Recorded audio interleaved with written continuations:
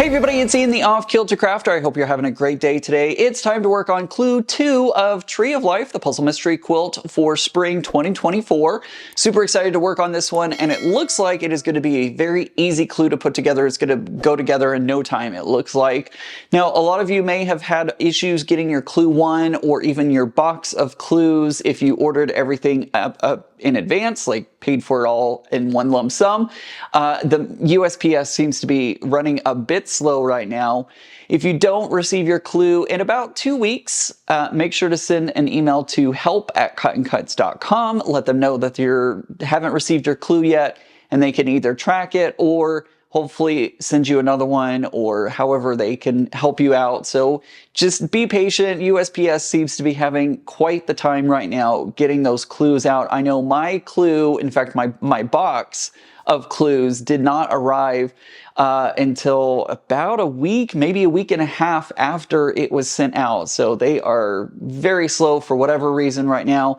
Just be patient. I know it's very frustrating, but unfortunately that is out of the control of Cotton Cuts, and they are doing the best that they can to track down those packages. So be patient with them, and of course be patient with the USPS. They have a hard job getting all that mail across the country wherever it needs to go, but hopefully they can get back up to speed and get that turnaround time much shorter. So anyways, let's go ahead and work on putting Clue 2 together of the Puzzle Mystery Quilt Tree of Life. Okay, once again, I have my color guide, I have my clue packet number 2, and then I have my instructions for my large Tree of Life Puzzle Mystery Quilt. Let's go ahead and open up our clue packet 2 and see what all is included. First off, we have 16 small triangles of fabric D. Next up, we have 16 small triangles of B. We have 16 small triangles of A. We have 8 squares of fabric D. We have 8 squares of fabric B. We have 8 squares of fabric A. We have 8 large triangles of fabric E. And then lastly, we have 16 large triangles of fabric D. That's all we have included in this clue packet. Let's go ahead and put all, I'm gonna go ahead and put all of these. You're not here with me, so that wouldn't make a lot of sense for you to put these. Anyways, I'm gonna go ahead and put these on the table next to me, and we'll get started with step number 1.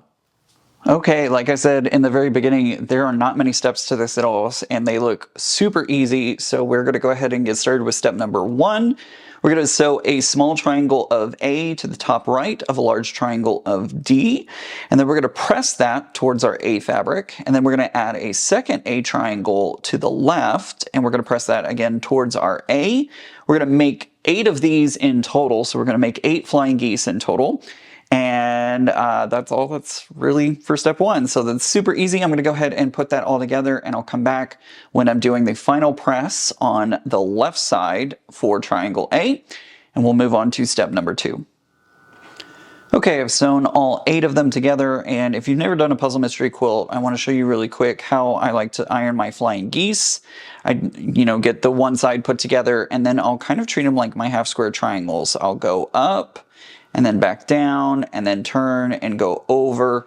And that usually, I didn't quite do it right on this one, but that usually will get my flying geese pretty well in without too much warping and all that kind of stuff. So as you can see, it's not perfect, but it helps with that to make sure that I'm not like warping it too much and doing my best to keep that triangle formation. So there we go. All right, so that is all of step number 1. Let's go ahead and move on to step number 2. All right, moving on to step number 2, we're going to do the same thing as we did in step number 1, but this time we are going to sew a small D triangle to the top right of a large E triangle.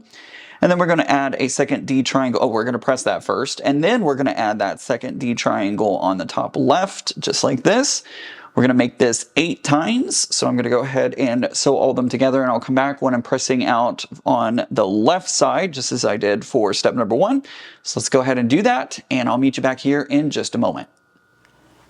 Okay, there we go. I have sewn all 8 of those together. I am now pressing out my final D fabric out towards the points. All right, there we go. There is step 2. Let's move on to step 3. All right, moving on to step 3, we're going to do the same thing as step 1 and 2. We're going to sew a small B triangle to the bottom left of a large D triangle. We're going to press that, and then we're going to add in our second B triangle on the bottom right. And then we're going to press again. We're going to press that towards our B fabric like we've been doing, pressing away from the center. And that is going to, we're going to do that 8 times. Same thing that we've been doing. So I'm going to go ahead and sew that, and I'll come back when I'm pressing out that second side. Okay, I've sewn all 8 of those together, and now I'm pressing away from my D triangle. So we have something that looks like this. There we go. I'm going to go ahead and move on to step number 4. All right, moving on to step number 4, it says to join a step 1 to the top of a step 2. So we have formed this kind of chevron shape with our D fabric.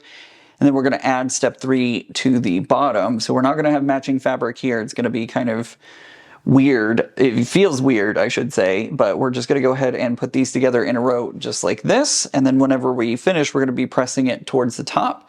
So I'm going to go ahead and sew all those together, and then I will come back when I am pressing everything out. All right, there we go. We are done with step 4. I forgot to talk about the pressing instructions as I was doing it, but you basically press towards the direction of the chevron here. We have all 8 of those. They look like this when we're done. I'm going to go ahead and set these off to the side. We are almost done with this clue. Let's move on to step number 5. All right, step number 5 is going to be super easy. We're going to sew a D square to the top of a B square, and then we're going to add an A square on top of that. We're going to make 8 of those in total, and I'm going to come back and press that out when we're all done. We're going to be pressing down towards the bottom, so that way our step 4 is going to nest with our step 5 when we put them together, but I'm getting a little ahead of myself. Let's go ahead and sew together our pieces for step 5, and I'll come back when I'm pressing them out. All right, I've sewn all 8 of those together, and now I am going to press towards my B fabric, so down to the bottom of this strip. So I'm doing that right now. There are all of those. There's all 8. Let's move on to step number 6. Okay, moving on to step 6. It says to join a step 5 to the left of a step 4. So we're going to put them together like this so that our A, D, and B fabric all matches up like you see here. I'm going to go ahead and sew all 8 of these together, and then I'll press it out, and I'm going to be pressing towards our squares that we just did for step 5. Okay, I've sewn all those together, and now I'm pressing towards the A, D, B squares. There we go. That might have pressed a little weirdly, but I think it'll be all right. There we go. All right, so that's what they look like when they're done. We're going to label these as either clue 2 or section 2, whichever way you want to label them. I'm going to make this so you can see the clue a little bit better. There we go. So that's what it looks like when it's done. I'm going to label them as clue 2, and then we'll be ready for month 3.